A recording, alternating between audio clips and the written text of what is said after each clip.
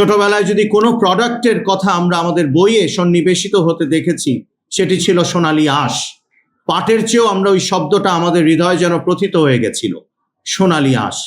সেই সোনালী আঁশ কি এক ষড়যন্ত্র চক্রান্ত, দেশি বিদেশি এবং আমাদেরই দেশপ্রেমহীনতার কারণে খুব কঠিন সময় পার করলো এবং অনেকটাই আমার মনে হয় বিলুপ্তির মুখে চলে যাচ্ছে এই বৃহৎ অর্থে পাট শিল্প এবং এর সাথে সংশ্লিষ্ট সকল কর্মকাণ্ড। আমি ব্যক্তিগতভাবে কি করেছি, আমরা দল সংগঠন থেকে কি করেছি, ছোট আকারে কিছুটা না বললে নয়, সেটাই ধরে নেবেন আজকে আমাদের এই বক্তব্যের একটি অংশ। সেটি হলো, আমরা প্রথমে জানতে চেয়েছি এই 25টি পাটকলে কি হয়েছে রাষ্ট্রায়ত্ত পাটকলে। আপনারা জেনে দুঃখিত হবেন যে অধিকাংশ পাটকল লিজ দিয়ে দেয়া হয়েছে এবং এখানে শত শত একরের জমি, এখানে হাজার হাজার গাছ এবং আরো নানা ধরনের এখানে যে স্থাপনা, আপনারা বুঝতেই পারছেন এগুলোর দিকে কাদের নজর পড়েছিল এবং পড়েছে এখনো। অতএব এই বিষয়টিকে সেভাবে দেখতে হবে, শুধু একটি রাজনৈতিক ঘটনা নয় যে আজকে আমরা এখানে উপস্থিত হলাম। আরেকটি বিষয় হলো, এই প্রক্রিয়াটি চলমান, এটা থামছে না। আমরা যতই বলি এটার কোনো সুরাহা হচ্ছে না। অতএব আমাদের একটা নাগরিক হিসেবে, দেশপ্রেমিক নাগরিক বাংলাদেশি হিসেবে আমাদের যে দায়িত্ব, সেই দায়িত্ববোধ থেকে আমরা আজকে সমবেত হয়েছি। আমাকে শক্তি যোগানোর জন্য, বাংলাদেশ জাতীয়তাবাদী পাট শ্রমিক দলকে শক্তি যোগানোর জন্য শ্রমিক দলের যে প্রধান সমন্বয়কারী, পুরোধা ব্যক্তিত্ব শামসুর রহমান শিমুল বিশ্বাসকে আবারও কৃতজ্ঞতা প্রকাশ করছি। এই পাট শ্রমিক দল শহীদ প্রেসিডেন্ট জিয়াউর রহমানের উপস্থিতিতে আসলে নিবন্ধিত হয়, অর্থাৎ শুরু হয় তার নির্দেশে। এই পাট শ্রমিক দলের সভাপতি ছিলেন, সহসভাপতি ছিলেন, সেক্রেটারি ছিলেন বাংলাদেশের যে কয়টি নাম আমরা শ্রমিক আন্দোলনের সাথে কোনো না কোনোভাবে অ্যাসোসিয়েট করতে পারি, তাদের অনেকেই।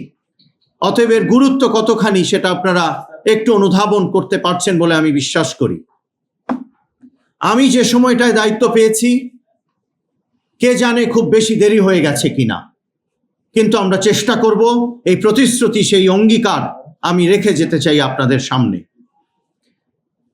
আমি একটা বিশ্ববিদ্যালয়ের সাথে জড়িত, অর্থাৎ প্রতিষ্ঠা করেছি আমার বাবা এবং দেশনেত্রী বেগম খালেদা জিয়ার পৃষ্ঠপোষকতায়। সে বিশ্ববিদ্যালয়ে আমি গবেষণার কাজে নামিয়েছি এই পাট শিল্পের উপরে। আমি আজকেই সেটা ডিক্লেয়ার করছি। আমাদের আগে জানতে হবে প্রত্যেকটা জায়গায় কি কি হয়েছে এবং হচ্ছে, তারপরেই আমরা সেটার সমাধানে নামতে পারবো, আমরা বলতে পারবো কি করণীয়। আমরা আজকে কর্মসূচি ঘোষণা করব বিভিন্ন এলাকায় ঘেরাওয়ের, এবং বিজিএমসি সহ পাট উপদেষ্টা, প্রধান উপদেষ্টা, মাননীয় প্রধান উপদেষ্টা সহ সকলের সাথে কিভাবে এই বিষয়গুলো উত্থাপিত করে এবং জায়গায় আমাদের পাটাঞ্চলগুলোতে গিয়ে আমাদের উপস্থিতি জানান দিয়ে আমাদের দাবিগুলো জানাতে, আপনাদের মাধ্যমে জানিয়ে আমরা একটি গণ আন্দোলন, একটি জনমত, একটি গণজাগরণ সৃষ্টি করতে চাই। আপনারা পাশে থাকবেন আশা করছি। আর দেরি করব না।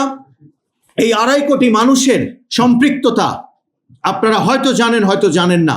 বাংলাদেশে 2.5 কোটি মানুষ পরিবার সহ এই পাট শিল্পের সাথে কোনো না কোনোভাবে জড়িত ছিল, আছে। আমি শুরু করছি লিখিত বক্তব্য।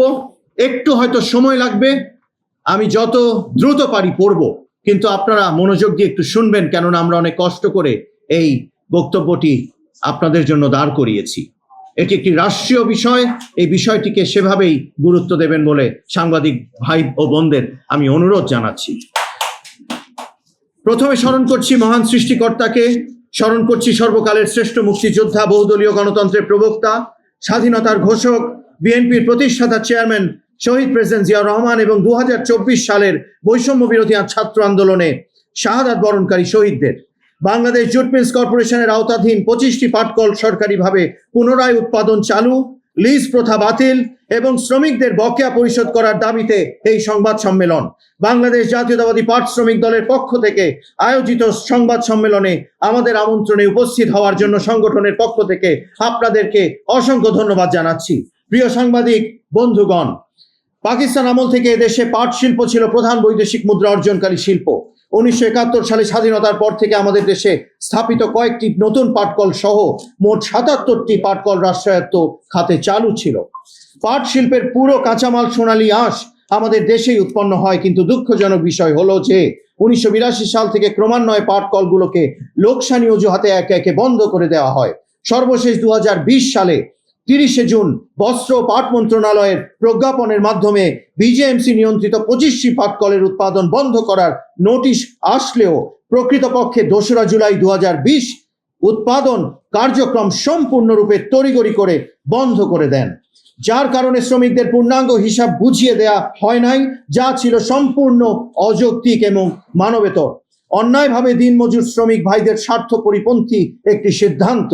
উৎপাদন বন্ধকালে সরকারের পক্ষ থেকে বলা হয়েছিল যে 3 মাসের মধ্যে মিলগুলি আধুনিকায়ন করে চালু করা হবে এবং 2 মাসের মধ্যে সকল শ্রমিকের বকেয়া পরিশোধ করা হবে, কিন্তু সেসব কোনো কথাই পরবর্তীতে তৎকালীন ফ্যাসিস্ট সরকার আর রক্ষা করেনি।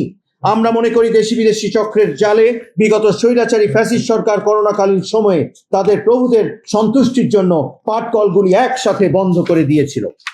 সময়ে তাদের প্রভুদের সন্তুষ্টির জন্য যে বন্ধ করা এই অবৈধ লিজ প্রক্রিয়ার মাধ্যমে রাষ্ট্রের সম্পদ এবং সম্পত্তি বিভিন্ন কোম্পানির হাতে তুলে দিয়েছিল তৎকালীন ফ্যাসিস্ট সরকার।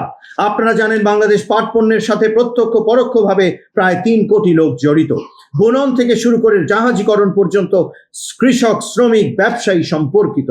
সেজন্য দেশ স্বাধীন হওয়ার পর 1972 সালে বিজেএমসি গঠন করা হয়, বাংলাদেশ জুট মিল কর্পোরেশন। উদ্দেশ্য ছিল কর্মসংস্থান, কৃষক তথা পাট চাষীদের পাটের ন্যায্য মূল্য নিশ্চিত করা ও বৈদেশিক মুদ্রা অর্জন করা। দেশের পরিবেশ রক্ষায় পাটের কোনো বিকল্প নাই। এক শ্রেণীর পলিথিন ও সিনথেটিক ব্যবসায়ীগণ তাদের ব্যবসা সম্প্রসারণের জন্য পাট শিল্প ধ্বংস করার জন্য পায়তারা করে আসছিল, যা সফল হয় 2/7/2020 তারিখ। রাষ্ট্রায়ত্ত 25টি পাটকলের উৎপাদন বন্ধ করে শ্রমিকদের জোর জবরদস্তি চাকরির অবসান ঘটিয়ে পুলিশ ও র্যাব দিয়ে মিল থেকে বের করে দেওয়ার মাধ্যমে মিলগুলি বন্ধর পরে বিগত স্বৈরাচার সরকারের আমলে শ্রমিকদের ন্যায্য অধিকার আদায়ের জন্য রাজপথে শ্রমিক আন্দোলন করতে গিয়ে যে সকল শ্রমিক নেতৃবৃন্দের নামে মিথ্যা মামলা দেয়া হয়েছে তা আপনাদের লেখনির মাধ্যমে ছাত্র শ্রমিক জনতার আন্দোলনে প্রতিষ্ঠিত সরকারের প্রধান তার নিকট মামলাগুলি প্রত্যাহারের জোর দাবি জানাচ্ছি। মিলগুলির উৎপাদন বন্ধ থাকলেও কর্মকর্তা কর্মচারীগণ বহাল আছেন। এমনকি কোনো কাজ না করেও 5 বছর যাবৎ প্রধান কার্যালয় সহ 25টি পাটকলে 2600 জন কর্মকর্তা কর্মচারী প্রতি মাসে কোটি কোটি টাকা বেতন নিয়ে যাচ্ছেন। অন্যদিকে উৎপাদন বন্ধকৃত 25টি পাটকলের মধ্যে 5টি পাটকলের শ্রমিকদের 2015 সালের মজুরি কমিশনের বকেয়া সহ অন্যান্য কোনো পাওনা পরিশোধ না করে উক্ত 5টি পাটকলের শ্রমিকদের শূন্য হাতে বিদায় দিয়েছে, যা মানবতা বিরোধী। সবগুলি পাটকলের উৎপাদন বন্ধ থাকলেও জুলাই গণঅভ্যুত্থানের পর সরকারের মধ্যে অস্থিতিশীল অবস্থার সুযোগে অক্টোবর 2024 থেকে কয়েক মাসে 25টি পাটকলের সেট আপের অনুকূলে বেআইনিভাবে বিপুল সংখ্যক কর্মকর্তাদের পদোন্নতি দেয়া হয়, যার কারণে সরকার রাজস্ব থেকে প্রচুর পরিমাণ অর্থ অপচয় হচ্ছে। পলিথিন, সিনথেটিক সহ মচনহীন মোড়ক ব্যবহারে দেশের পরিবেশ দূষিত হচ্ছে। খাল, নদী সহ জলাশয়ের নাব্যতা ও ফসলি জমির উর্বরতা হারিয়েছে। কল কারখানা বন্ধ থাকার কারণে পৃথিবীর সবচেয়ে উন্নত মানের পাট সোনালী আঁশ দেশে ব্যবহার না হওয়ায় তা পার্শ্ববর্তী দেশ ভারতে পাচার হচ্ছে এবং তারা পাট দিয়ে উন্নত মানের পাট পণ্য তৈরি করে বিদেশে রপ্তানির মাধ্যমে বৈদেশিক মুদ্রা অর্জন করছে। অথচ পৃথিবীর সেরা পাট উৎপাদন করেও সঠিক নীতিমালার অভাবে আমরা বৈদেশিক মুদ্রা অর্জন থেকে বঞ্চিত হচ্ছি। এই অবস্থায় মিলগুলি চালু হলে মিল এলাকায় কর্মচাঞ্চল্য ফিরে আসতো, উৎপাদন শুরু হলে পাটের চাহিদা বৃদ্ধি পেয়ে পাটের ন্যায্য মূল্য পাট চাষিরা ফিরে পেত। মিলে উৎপাদন হলে সরকারি বিভিন্ন সংস্থা তাদের প্রয়োজন মোতাবেক পাটের উৎপাদিত পণ্য সময় মতো সরবরাহ পেত। পরিবেশ পলিথিন মুক্ত হয়ে যেত।